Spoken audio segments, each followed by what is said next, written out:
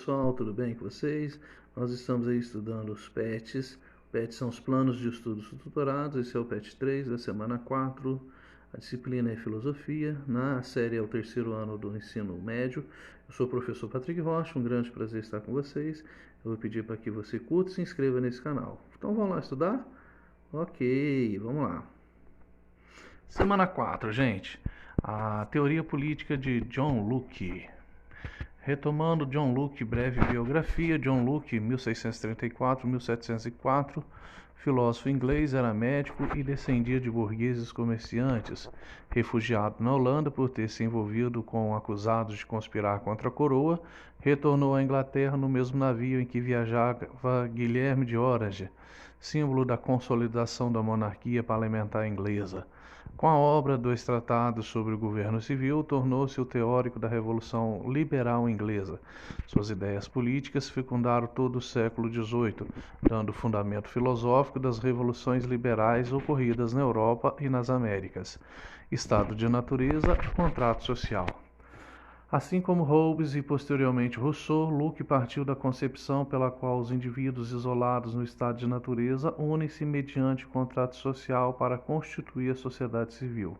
Segundo essa teoria, apenas o pacto torna legítimo o poder do Estado. Diferentemente de Hobbes, porém, Locke não descreve o estado de natureza como um ambiente de guerra e egoísmo. O que então levaria os indivíduos a abandonar essa situação delegando o poder a outrem?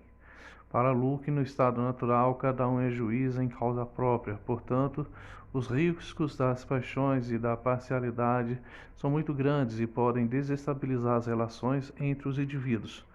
Por isso, visando a segurança e a tranquilidade necessárias ao gozo da propriedade, todos consentem em instituir o corpo político.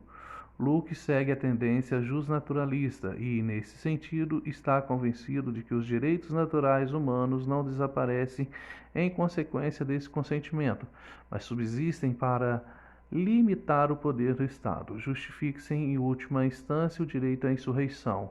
O poder é um trust, um depósito confiado aos governantes. Trata-se de uma relação de confiança, e se estes não visam o bem público, é permitido aos governados retirar essa confiança e oferecê-la a outrem, posição que distingue Locke de Hobbes. Legitimação do poder. Na Idade Média, transmitia-se por herança tanto a propriedade como o poder político. O herdeiro do rei, do conde, do marquês recebia não só os bens, como também o poder sobre aqueles que viviam nas terras herdadas. Locke estabelece a distinção entre o público e o privado. Ambos devem ser regidos por leis diferentes. Assim, o poder político não deve, em tese, ser determinado pelas condições de nascimento, bem como o Estado não deve intervir, mas garantir e tutelar o livre exercício da propriedade, da palavra e da iniciativa econômica. Desse modo, um aspecto progressista do pensamento liberal é a concepção parlamentar do poder político, que se acha nas instituições políticas e não no arbítrio dos indivíduos. Enquanto para Hobbes o pacto concede o poder absoluto e indivisível ao soberano, para Locke o poder legislativo é o poder supremo, a qual deve se subordinar tanto ao executivo quanto ao poder federativo, encarregado das relações exteriores. A propriedade, segundo Locke. Como representante das ideias burguesas, Locke enfatiza que os indivíduos abandonam o estado de natureza para preservar a propriedade. Mas o que ele entende por propriedade, em um sentido muito amplo, é tudo que pertence a cada indivíduo, ou seja, sua vida, sua liberdade e seus bens. A primeira coisa que a pessoa possui, portanto, é o seu corpo. Todo indivíduo é o proprietário de si mesmo e de suas capacidades. O trabalho de seu corpo é propriamente dele, portanto, o trabalho dá início ao direito de propriedade em sentido estrito, são os bens e patrimônio. Isso significa que, na concepção de Locke, todos são proprietários. Mesmo quem não possui bens é proprietário de sua vida, seu corpo, seu trabalho e, portanto, dos frutos do seu trabalho. Atividades. O FMG 2007 leia esse trecho. Embora todos os frutos que a terra produz naturalmente e todos os animais que alimenta pertençam à humanidade em comum, cada homem tem a propriedade de sua própria pessoa. A esta ninguém tem qualquer direito senão ele mesmo. O trabalho de seu corpo e a obra de suas mãos pode dizer-se são propriamente dele.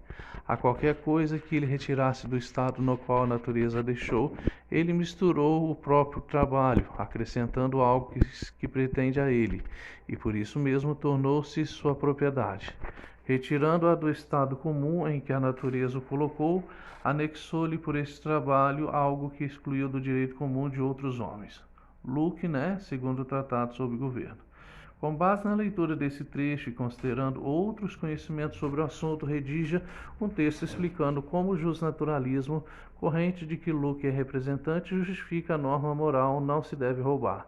Direito natural. O justnaturalismo é a teoria que procura fundamentar o direito a um bom senso, na racionalidade, na equidade, na igualdade, na justiça e no pragmatismo. Ele não se propõe a uma descrição de assuntos humanos por meio de uma teoria, tampouco procura alcançar o patamar de ciência social descritiva. Ok? Número 2. Todo homem nascido com direito à liberdade perfeita e em pleno gozo de todos os direitos e privilégios da lei e da natureza, da mesma forma que qualquer outro homem ou grupo de homens no mundo, tem ele por natureza o poder não apenas de preservar sua propriedade, ou seja, sua vida, sua liberdade, seus bens, contra as depredações e intentos de outros homens, como também a julgar e punir as violações dessa lei por outros. Sempre que qualquer número de homens se reúne em uma sociedade de modo que cada um renuncie ao poder executivo da lei da natureza e confie ao público, então, somente então haverá uma sociedade política ou civil. Com base na leitura do texto, discorre sobre que Locke fundamenta a formação da sociedade política. Para John Locke, só existe uma sociedade política, onde cada um dos membros renunciou a esse poder natural e a depositou nas mãos da comunidade política. Nela, o povo, como verdadeiro detentor do poder soberano, outorga aos poderes constituídos no governo civil a sua confiança, sem submeter-se a eles. 3. O motivo que leva os homens a entrarem em sociedade é a preservação da propriedade, e o objetivo para o qual escolhem e autorizam o poder legislativo é tornar-se possível a existência de leis e regras estabelecidas como guarda e proteção às propriedades de todos os membros da sociedade, a fim de limitar o poder e moderar o domínio de cada parte de cada membro da comunidade, pois não se poderá nunca supor seja a vontade da sociedade que o legislativo possua o poder de destruir o que todos intentam assegurar-se, entretanto, em uma sociedade para que o povo submeteu legisladores por ele mesmo criados. Sempre que os legisladores tentam tirar e destruir a propriedade do povo ou reduzi-la à escravidão sob poder arbitrário, entra em estado de guerra com ele. Fica assim absolvido de qualquer obediência, mas abandonado ao refúgio comum que Deus providenciou para todos os homens contra a força e a violência. Sempre que, portanto, o legislativo transgredir esta regra fundamental da sociedade, é por ambição, tremor, loucura ou corrupção procurar apoderar-se ou entregar às mãos de terceiros o poder absoluto sobre a vida, liberdade e propriedade do povo. Perde por esta infração ou encargo o poder que o povo lhe entregou para fins completamente diferentes, fazendo-o voltar ao povo que tem o direito de retomar a liberdade originária e pela instituição do novo legislativo, conforme achar conveniente, prover a própria segurança e garantia, o que constitui o objetivo da sociedade. Assinale a alternativa a seguir. 1. A presença da propriedade originou a organização da sociedade. 2. O poder legislativo pode tirar e destruir a propriedade. 3. O legislativo perde o poder quando transgride as regras da sociedade. O poder legislativo cria leis e regras para proteger as propriedades. 5. O poder legislativo tem poder absoluto sobre a vida, liberdade e propriedade. Estão corretas as afirmativas C. A 1, a 3 e as 4. Ok? Número 4. Leia o enunciado abaixo. Esforçar-me-ei para mostrar de que maneira os homens podem vir a ter uma propriedade em diversas partes daquilo que Deus deu em comum à humanidade, e isso sem nenhum pacto expresso por parte de todos os membros da comunidade. John Locke. Assinale a alternativa correta que apresenta o fundamental natural da propriedade privada segundo Locke. A gente coloca aqui a resposta correta é a letra D, que diz o seguinte: o fundamento da propriedade privada consiste essencialmente na propriedade de si mesmo. Cada pessoa tem como direito inalienável. Número 5. Através dos princípios de um direito natural preexistente ao Estado, de um Estado baseado no consenso de subordinação do poder executivo ao poder legislativo, de um poder ilimitado ao direito de resistência, Locke após as diretrizes fundamentais do Estado liberal, Babilônia. Considerando o texto citado e o pensamento político de Locke, seguem as afirmativas abaixo. A passagem do estado de natureza para a sociedade político-civil, segundo Locke, é realizada mediante um contrato social através da qual os indivíduos singulares, livres e iguais dão seu consentimento para ingressar no estado civil.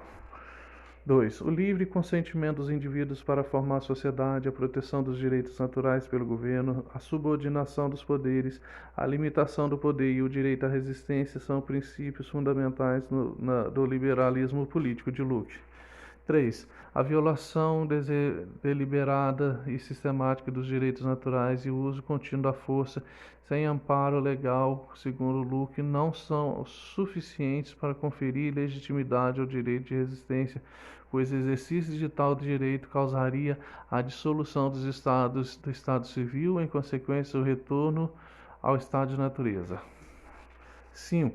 4. Os indivíduos consentem livremente, segundo Locke, em constituir uma sociedade política com finalidade de preservar e proteger, com o amparo da lei, do arbítrio e da força comum do corpo político unitário, ou seus inalienáveis direitos naturais para a vida, a liberdade e a propriedade. 5. Da dissolução do poder legislativo, que é o poder na qual se unem os membros de uma comunidade para formar um corpo vivo e coerente, decorre como consequência a dissolução dos estados de natureza. Das afirmativas acima, estão corretas. É a letra E, as afirmativas 1, 3 e 5, tá bom? Bons estudos e até a próxima. Valeu, gente. Tchauzinho.